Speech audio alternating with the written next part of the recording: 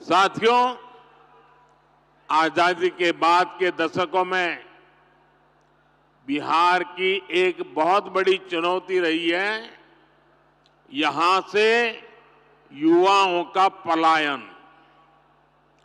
जब बिहार में जंगल राज आया तो ये पलायन और ज्यादा बढ़ गया। जंगल राज लाने वाले लोगों ने सिर्फ और सिर्फ अपने परिवार की चिंता की, बिहार के लाखों बच्चों का भविष्य दांव पर लगा दिया।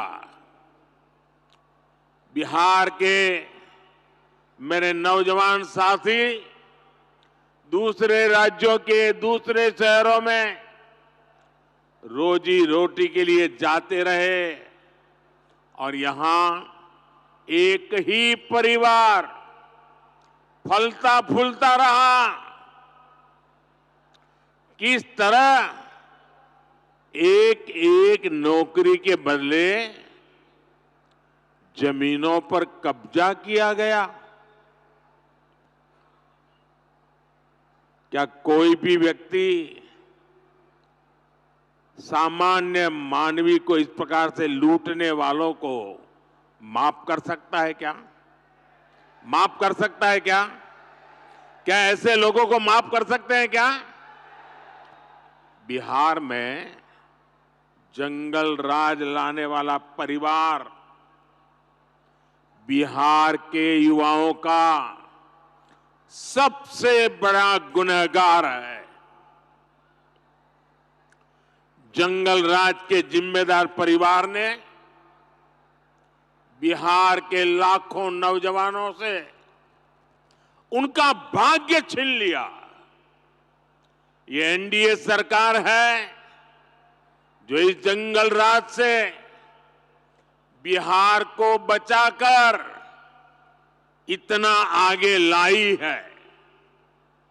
साथियों, एनडीए की डबल इंजन सरकार का प्रयास है कि बिहार के युवा को यहीं बिहार में नौकरी मिले, यहीं बिहार में रोजगार मिले। आज जिन हजारों करोड़ रुपयों की परियोजनाओं का लोकार्पण और शिलान्यास हुआ है, उसके मूल में भी यही भावना है। आखिर इन परियोजनाओं के सबसे बड़े लाभार्थी कौन है? इसका सबसे अधिक लाभ उन नौजवानों को होगा जो अभी रोजगार करना चाहते हैं, जो स्कूल कॉलेज में पढ़ रहे हैं। आज गंगा जी पर 6 लेन के केबल आधारित ब्रिज का शिलान्यास हुआ है। बिहार में 22,000 करोड़ रुपए से 1 दर्जन से अधिक पुल पर काम चल रहा है, जिनमें से 5 पुल तो गंगा जी पर बन रहे हैं। ये पुल, ये चौड़े रास्ते ही वही तो विकास का मार्ग बनाते हैं, उद्योगों को लाते हैं। ये जो बिजली से चलने वाली ट्रेनें चल रही है, वंदे भारत जैसी आधुनिक ट्रेनें चलने लगी है, ये गति किसके लिए है? ये उन नौजवानों के लिए है जिनके माता पिता ने ऐसी सुविधाओं के सपने देखे थे। ये जो इंफ्रास्ट्रक्चर बन रहा है, ये रोजगार का बहुत बड़ा माध्यम होता है। इसमें मजदूर हो, ड्राइवर हो, सर्विसेज से जुड़े लोग हो, इंजीनियर हो, ऐसे अनेक क्षेत्रों के रोजगार इससे पैदा होते हैं। यानी ये जो हजारों करोड़ रुपए सरकार लगा रही है, ये पैसा बिहार के सामान्य परिवारों के पास ही पहुंचेगा।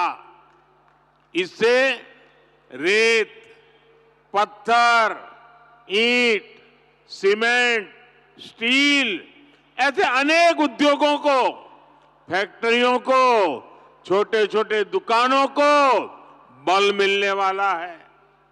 साथियों, ये जितनी भी नई ट्रेनें चल रही हैं, पटरियां बिछ रही हैं, ये सब कुछ आज भारत में ही बन रहा है। मेड इन इंडिया है, यानी इसमें भी भारत के ही लोगों को रोजगार मिल रहा है। बिहार में भी रेल इंजन बनाने वाली आधुनिक फैक्ट्रियां एनडीए सरकार ने बनाई है। आज पूरी दुनिया में डिजिटल इंडिया की बहुत बड़ी चर्चा है।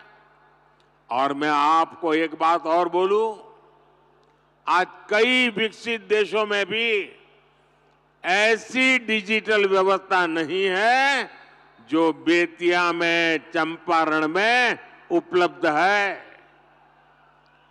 विदेशी नेता जब मुझसे मिलते हैं तो पूछते हैं कि मोदी जी, आपने ये सब इतनी जल्दी कैसे किया?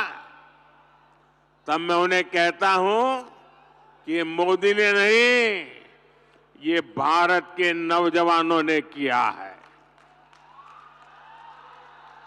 मोदी ने तो भारत के हर युवा को उनके हर कदम पर साथ देने की गारंटी दी है।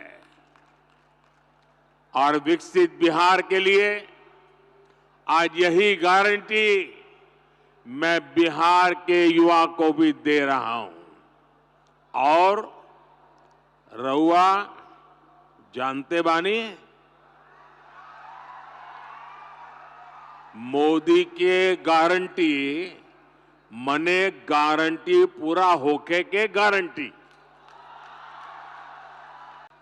साथियों, चुनाव में ये जो इंडी गठबंधन वाले हैं ना, उनको पता है अब वो कहीं के रहने वाले नहीं हैं।